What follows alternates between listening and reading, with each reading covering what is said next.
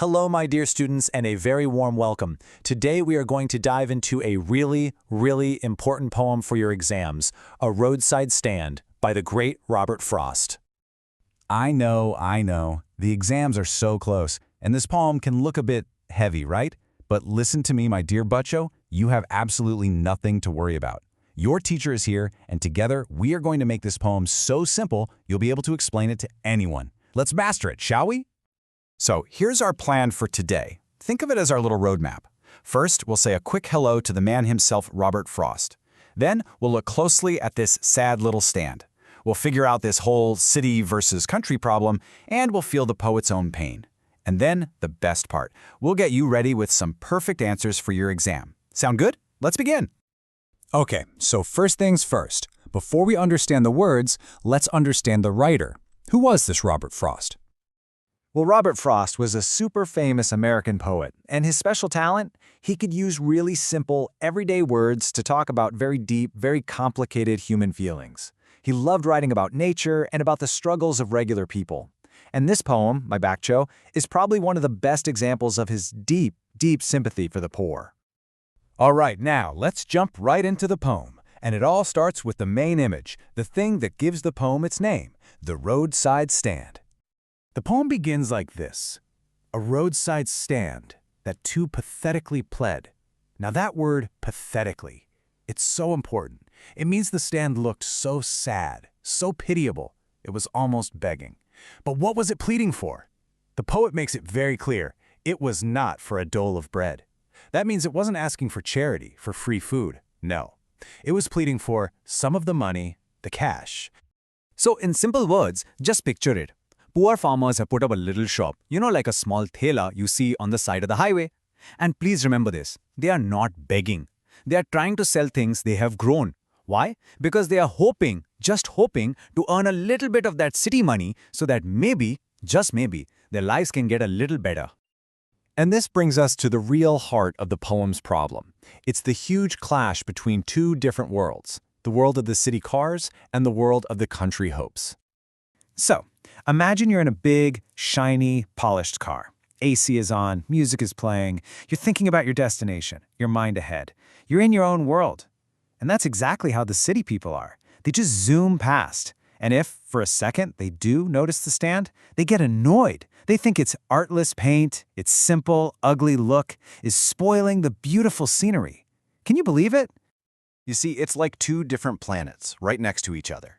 For the city folk, the stand is just an irritation, a nuisance. But for the rural folk, that little stand is their lifeline. It's their only hope for a better future. It really shows how people who have everything can be so blind to the struggles of those who have nothing. And the poet uses this beautiful, sad phrase, childish longing in vain. Why childish? Well, because their hope is so innocent, so pure, like a child waiting for a birthday present. But why in vain? Because it's useless, it's hopeless. The cars just keep passing, and their innocent wait goes on and on all day long. Okay, so the poem gets even deeper now. It's not just about the rich people who don't care, it's also about powerful people who make false promises. Now, for your exam, you must remember this phrase, beneficent beasts of prey. Let's break it down. Beneficent means something good, something helpful. Beasts of prey, well, that's like a lion or a tiger, an animal that hunts. So who are these people?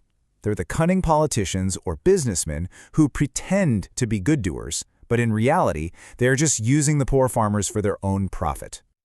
And all of this, it just breaks the poet's heart.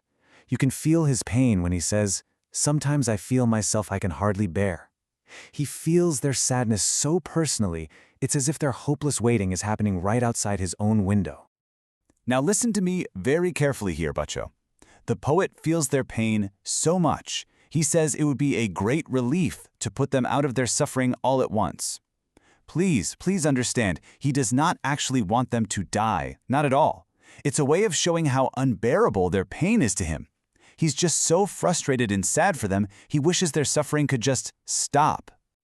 Okay, my future toppers, this is the part you've been waiting for. Let's get you absolutely ready for your exam.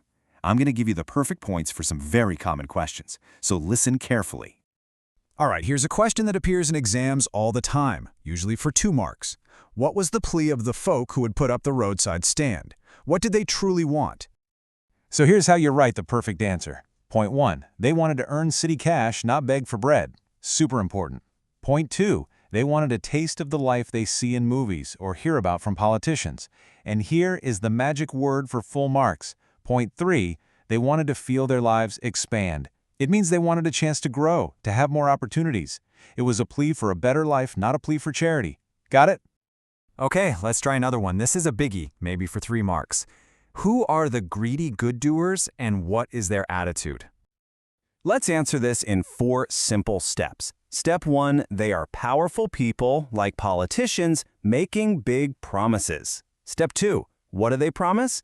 To move the villagers into new houses right next to the cinema and the shops. Sounds nice, doesn't it?